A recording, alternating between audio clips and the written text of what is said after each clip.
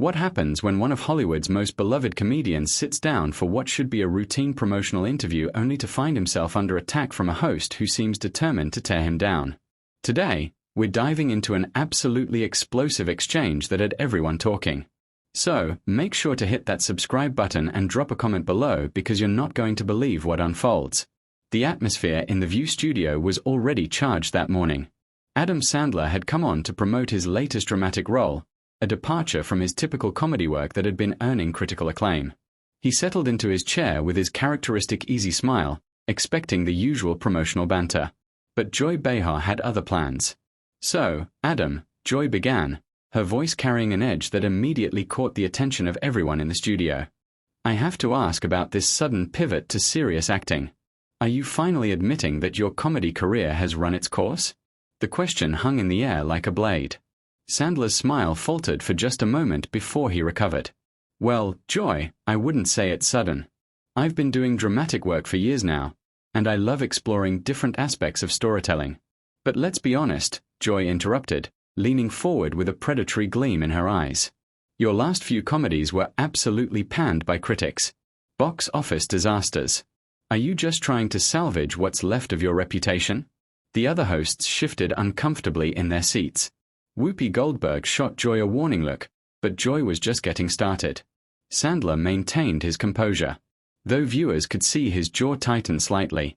"I think my fans would disagree with that assessment," Sandler replied carefully. "My movies connect with people and that's what matters to me. Not everyone has to like everything I do." "Connect with people?" Joy scoffed, her voice rising. "You mean connect with 12-year-old boys who think fart jokes are the height of comedy? When was the last time you made something actually intelligent, Adam?" The studio audience began to murmur uncomfortably. This wasn't the usual playful ribbing that guests expected on talk shows. This felt personal, targeted, almost cruel. Sandler's response was measured but firm. "Joy, I'm not sure why you're being so hostile here. I came on your show to talk about my new film, which deals with some pretty serious themes about family and loss. I thought we could have a conversation about that." "Oh, we can have a conversation," Joy shot back. "But let's have an honest one. Your so-called dramatic performances are just you doing your regular shtick, but with fewer laughs. You're not fooling anyone into thinking you're some kind of serious actor." The tension in the room was palpable now. Sandler's publicist, sitting off camera, looked like she wanted to intervene, but Sandler held up a subtle hand to stop her. "You know what, Joy?" Sandler said, his voice still controlled, but with a new hardness to it. "I've been in this business for 30 years. I've made movies that have brought joy to millions of people. I've worked with some of the most talented actors and directors in Hollywood. If you want to sit here and tear me down for whatever personal reasons you have, that's your choice. But I'm not going to sit here and let you disrespect my career or my fans." Joy laughed a sharp, bitter sound. "Personal reasons? This isn't personal, Adam. This is about calling out mediocrity when I see it. You've been coasting on the same juvenile humor for decades, making millions while real artists struggle to get their work seen." "Real artists?" Sandler's eyebrows shot up. "So, comedy isn't real art now. Entertainment isn't valuable. The movies I make employ hundreds of people. They give families something to laugh about together. They help people forget their troubles for a couple of hours. If that's not valuable, then I don't know what island." The other hosts tried to jump in and redirect the conversation, but Joy was relentless. "Please spare me the noble speech about helping families. You're making schlock and you know it. When was the last time you challenged yourself as a performer? When was the last time you took a real risk?" Sandler's composure was beginning to crack. His hands gripped the arms of his chair and his voice took on an intensity that surprised everyone watching. "You want to talk about taking risks, Joy? Let me tell you about risks. Every time I step in front of a camera, I'm risking failure. Every time I put myself out there for people to judge, that's a risk. And you know what the biggest risk is? Sitting across from someone who's supposed to be a professional interviewer and instead getting ambushed by someone who clearly has some kind of personal vendetta." The studio fell silent except for the sound of cameras continuing to roll. Joy's smile had turned cold and calculating. "A vendetta," she said slowly. "Or maybe just someone who's not afraid to tell the truth about Hollywood's golden boy who never grew up. That was the moment everything changed. Sandler leaned forward in his chair, his eyes locked on Joy, and when he spoke, his voice carried a quiet fury that made everyone in the studio hold their breath. "You know what, Joy?" Sandler said, his voice dangerously quiet. "I've been sitting here trying to be respectful, trying to be professional, but you clearly came into this with an agenda. So, let me ask you something. What exactly have you contributed to entertainment? What joy have you brought to people's lives?" Joy's face flushed red. "Excuse me. I've been a professional broadcaster for decades. I've won awards. I've broken stories. I've held politicians accountable. And yet, here you are," Sandler continued, his voice gaining strength. "Using your platform to tear down someone who's done nothing but try to make people laugh. You want to talk about taking the easy road? How about sitting behind a desk every day throwing stones at people who actually put themselves out there creatively?" The other hosts looked like deer in headlights. Tsunami host tried to interject. "Maybe we should take a quick break and come back to discuss the new movie." But Sandler wasn't having it. "No, let's finish this conversation. Joy started it, so let's see it through. You want to know about challenging myself? I'll tell you what's challenging. Trying to maintain dignity while someone who's supposed to be interviewing you instead chooses to use their time attacking your life's work." Joy slammed her hand on the table. "Your life's work. Making the same movie over and over again with your buddies while laughing all the way to the bank. That's not art. That's a scam." The audience gasped audibly. This had gone far beyond uncomfortable television into something genuinely shocking. Sandler stood up from his chair, towering over the desk. "A scam?" His voice was incredulous. "Lady, I've never promised anyone anything other than entertainment. People pay to see my movies because they want to laugh. They want to escape. They want to feel good for 2 hours. And you know what? They get exactly what they pay for. Can you say the same about this show? Can you say people tune in expecting to watch someone get ambushed and humiliated?" Joy shot up from her chair as well, matching his energy. "People tune in expecting honesty. They expect someone to ask the tough questions instead of just lobbing softballs at celebrities who think they're untouchable." "Tough questions?" Sandler laughed. But there was no humor in it. "You think this is journalism? You think what you're doing right now is serving the public? This isn't journalism, Joy. This is a hit job and everyone watching can see it." The camera operators didn't know where to focus. The other host sat frozen, unsure whether to try to intervene or just let this unprecedented meltdown continue. Whoopi finally found her voice. "Okay, both of you need to sit down and lower your voices. This is getting out of hand." But Joy was beyond reason now. Out of hand. What's out of hand is pretending that mediocrity deserves praise just because it makes money. What's out of hand is giving platforms to people who contribute nothing meaningful to our culture. Sandler's eyes blazed. "Nothing meaningful. You want to know what's meaningful, Joy? I'll tell you what's meaningful. Last month, I got a letter from a mother whose son has autism. She told me that my movies are the only thing that makes him laugh, the only thing that brings him pure joy in a world that's often cruel to kids like him. That's meaningful. That letter is worth more than every snarky comment you've ever made on this show." Joyce sneered.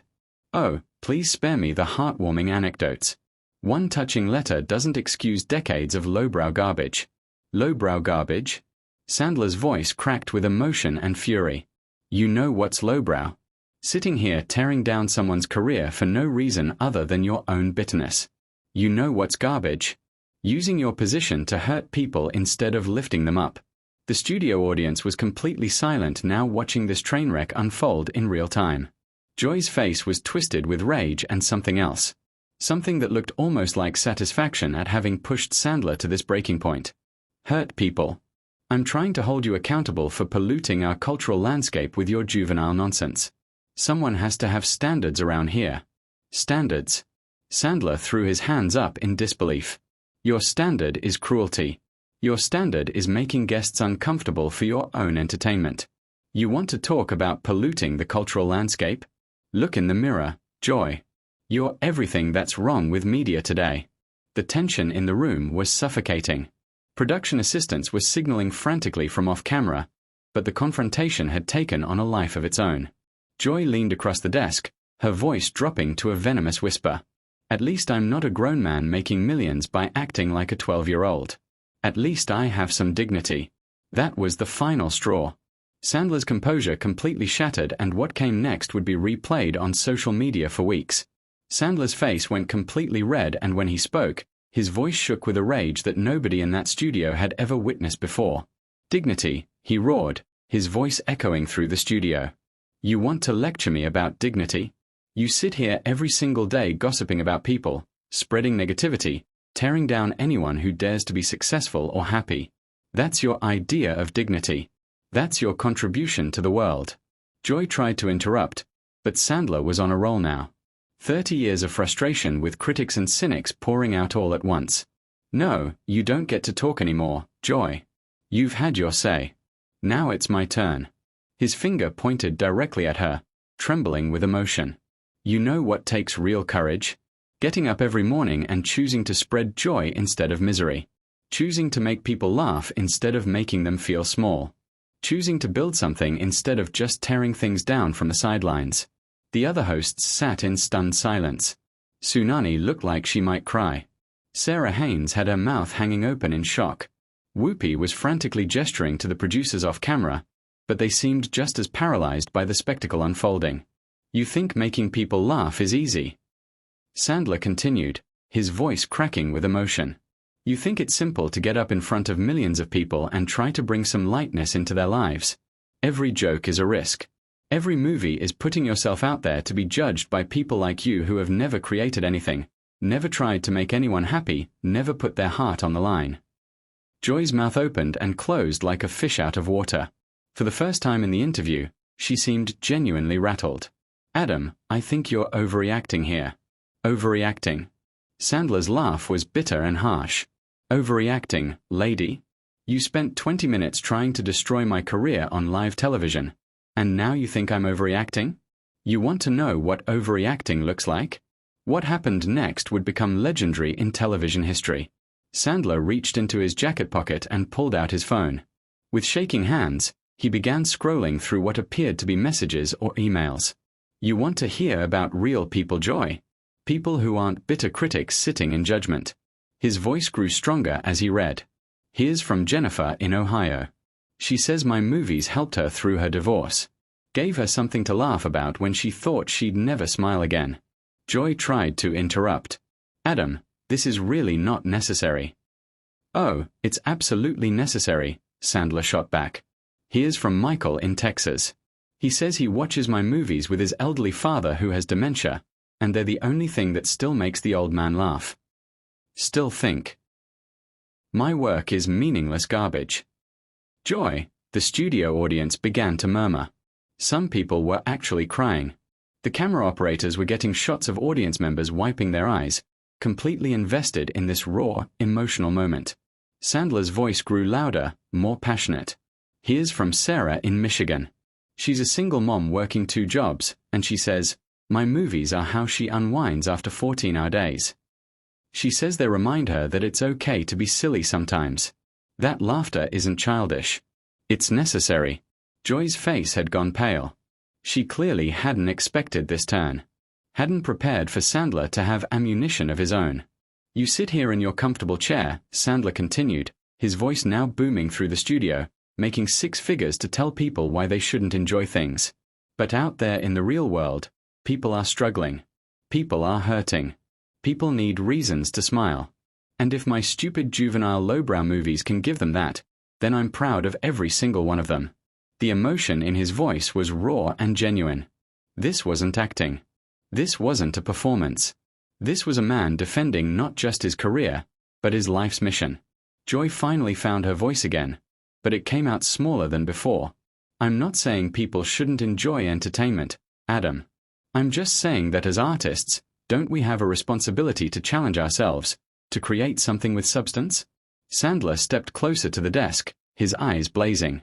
Substance. You want substance? Let me tell you about substance. Substance is a kid with cancer who laughs at one of my movies and forgets about his pain for 2 hours. Substance is a family sitting together in a theater, sharing joy instead of staring at their phones. Substance is choosing to put positivity into the world instead of cynicism. He paused, collecting himself slightly, but his voice remained strong. You know what lacks substance, Joy? This interview, this attack, this need to tear down someone who's never done anything to hurt you. That's what lacks substance. The studio was dead quiet except for the sound of cameras rolling and someone in the audience quietly sobbing. Even the production crew seemed transfixed by what they were witnessing. Joy made one last desperate attempt to regain control.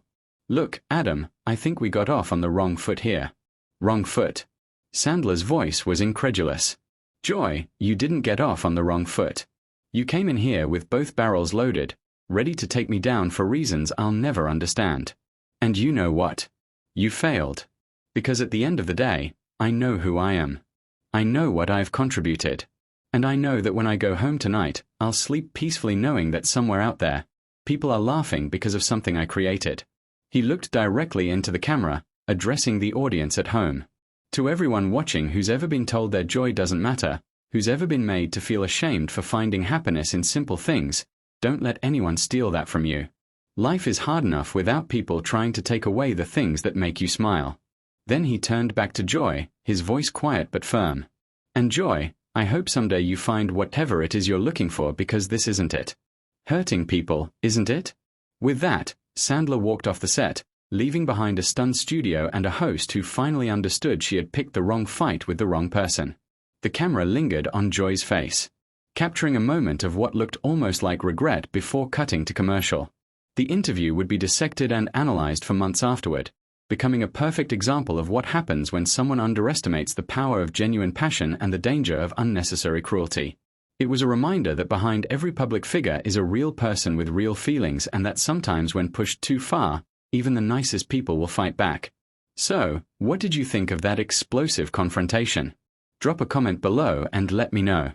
Have you ever had to stand up for yourself against someone who was trying to tear you down? And don't forget to hit that subscribe button for more incredible stories like this.